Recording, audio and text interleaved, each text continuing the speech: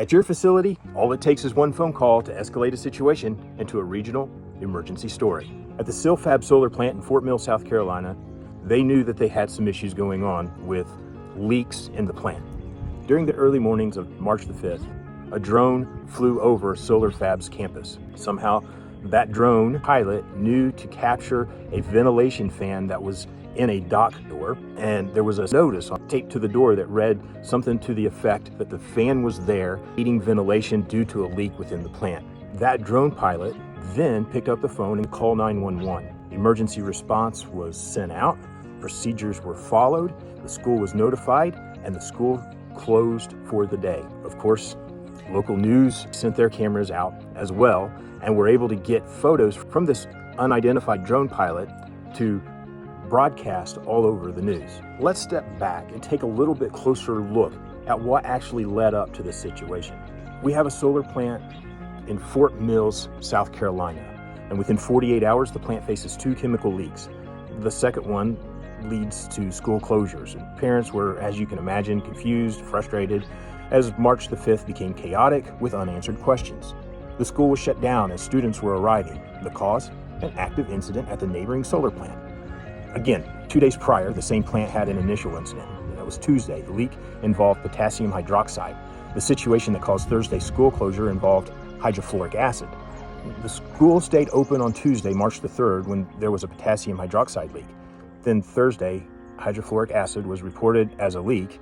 Now, what is this stuff? It's an etching acid used to texture solar panels. While it is dangerous to your body, it does require immediate contact to cause any harm. Therefore, the CDC classifies this as a weak acid, but dangerous. Let me pause for a moment to present a question for facility managers. What would happen if a drone flew over your facility tomorrow morning? It noticed something that seemed to be out of place, and by lunchtime, that drone footage became headline news. Did the public understand what they were seeing? Would someone else control the narrative? That's the setting that facility managers operate under today. So Silfab responds. Silfab sends a statement that the leak does not pose threat to the public. The school understandably preferred to err on the side of caution. County officials then began to voice their disappointment as word quickly spread. At the state level, the Department of Environmental Services issued a cease operations order to Silfab. Remember, they were just on site and reportedly were aware of the leak, saying it was within limits and being properly contained. But since the plant's property line is shared with the elementary school, the situation blows the lid off of an already heated debate about zoning. And this leads to the question that every facility manager needs to recognize. Community leaders are already asking the question: are you in a position where you can help them find the right answers for that question? The question is this: how do communities balance growth with public safety? Stories like the one at Silfab Solar highlights a growing concern. Industrial sites that were once isolated now are right up against communities where people live, other businesses, and even schools. At the same time, technology is advancing. People have drones and cameras on their phones. They're able to get a message out rapidly using social media.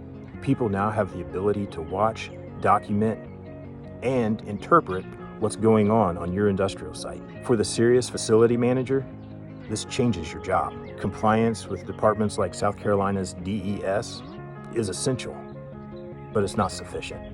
Now more than ever, we need to be focused on gaining the trust of the community that surrounds us. Today, there's a growing need for third-party inspections, proactive transparency, and active engagement with your community, because small issues that are contained and within industrial regulation limits can escalate quickly into headline news. The facilities that will navigate this environment well are the ones who recognize they're operating in full view of the community they serve. And in that setting, environmental management isn't just about compliance. It's about stewardship. It's about trust. It's about being a responsible neighbor. Because today, managing an industrial facility doesn't just mean meeting the standard, it means managing trust. And if facilities can't meet this goal, they will quickly become headline news.